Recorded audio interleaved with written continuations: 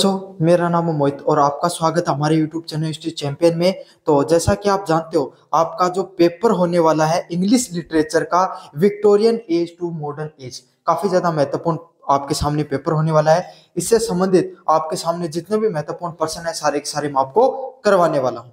To modern as का जो paper होने वाला है काफी ज्यादा महत्वपूर्ण जो आपके सामने पेपर है इंग्लिश लिटरेचर का, इसके कंटेंट बहुत कम देखने को मिलता है।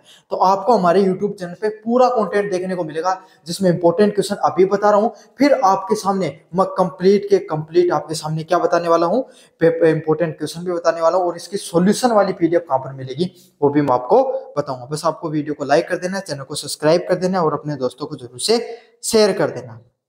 चलो, आपके सामने जो पहली पार्ट आता है उसमें 10 छोटे वाले क्वेश्चन आते हैं, प्रत्येक क्वेश्चन 2 नंबर के होते हैं। इस हिसाब से आपके सामने टोटल 20 नंबर के क्वेश्चन देखने को मिलते हैं और सिलेबस के अकॉर्डिंग सारे क्वेश्चन आपको दे रहा हूं मैं, सिलेबस से बाहर कुछ भी नहीं है इसमें। पहला है, what is the central idea of Tennyson's poem यूलिनेस।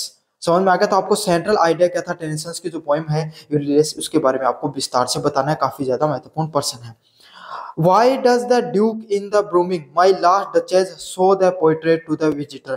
तो आपके सामने जो the Dutch Why does the Duke in the Blooming, The Last Duchess, show the portrait to the visitor? तो उसने पोर्ट्रेट क्यों दिखाया विजिटर को, ये भी काफी ज्यादा महत्वपूर्ण प्रश्न है। What message does Arnold convey through the Dover beaches? तो यहाँ पर क्या मैसेज कॉन्वे किया गया है अर्नोल्ड कॉन्वे के द्वारा डोवर बीचेस को, उसके बारे में आपको विस्तार पूर्वक बताना है। काफी ज्यादा महत्वपूर्ण प्रश्न है। अगले वाले प्रश्न की बात करूं, explain the significance of the title the soldier by the Rupert Brooke. तो रूपर्ट ब्रूक के द्वारा आपके द्वारा जो टाइटल दिया गया है द सोल्जर को, उसका क्या सिग्निफिकेंस है, उसका क्या महत्व है, उसके बारे में अपन विस्तार से पढ़ने वाले हैं। अगले वाले प्रश्न की बात करें आपके सामने, write the main theme of Yeats poem the a prayer for my daughter. तो आपके सामने जो मेन थीम है वाई इट की पोएम है a prayer for my daughter, उसके बारे में आप उसको विस्तार से बताना है। काफी ज्यादा महत्वपूर्ण प्रश्न होने वाला है ये भी आपके सामने। अगले वाले क्वेश्चन की बात करूं, right the short note on the idea of positions in the E.M. Fosters essay my wood. तो आपको शॉर्ट नोट लिखना है, जो आइडिया ऑफ पोजिशन लिखा गया है E.M. फोस्टर के द्वारा एसे माई वुड के अंदर। अगले वाला है, how does the J.K. Chesterton's describe ageing the pleasure of no longer being young. तो आपके सामने जो G.K. चेस्टन है उनके द्वारा डिस्क्राइब किया गया है एजिंग को the pleasure no longer being young, उसके बारे में बता रखा विस्तार में, उसके बारे में आपको बहुत अच्छे से करके जाना है। अगले वाले क्वेश्चन की बात करूं, what the moral lesson do we get from the monkey paw by W.W.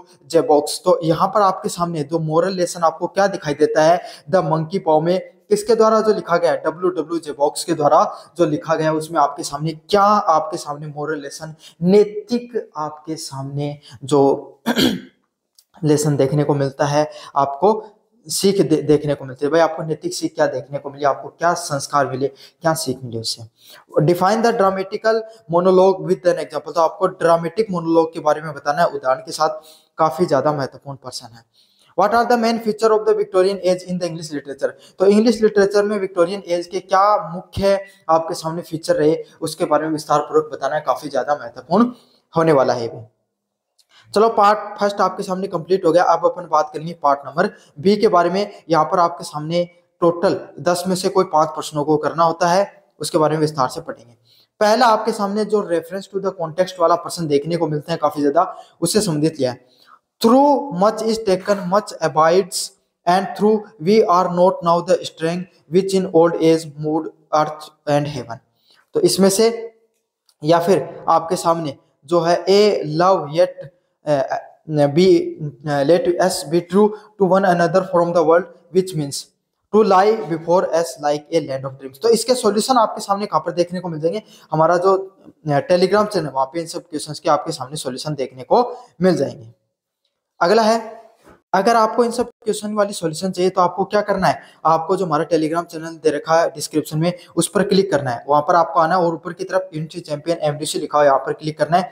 और फिर यहाँ पर जैसे आप नीचे की तरफ आओगे तो यहाँ पर फाइल वाला सेक्शन दिखाई देगा। इस फाइल वाले सेक्शन से आपकी तरफ नीचे की तरफ आना और ऊपर की तरफ जो सर्च वाला ऑप्शन है, यहाँ पे आपको सर्च करना होगा इंग्लिश लिटरेचर। तो अब इंग्लिश लिटरेचर पीडीएफ नहीं डालिए, जैसे आप इंग्लिश सर्च करोगे यहाँ पे इंग्लिश लिटरेचर पीडीएफ देखने को मिल जाएगी और यहाँ से उसको डाउनलोड करके पढ़ लेना फिर अच्छे से।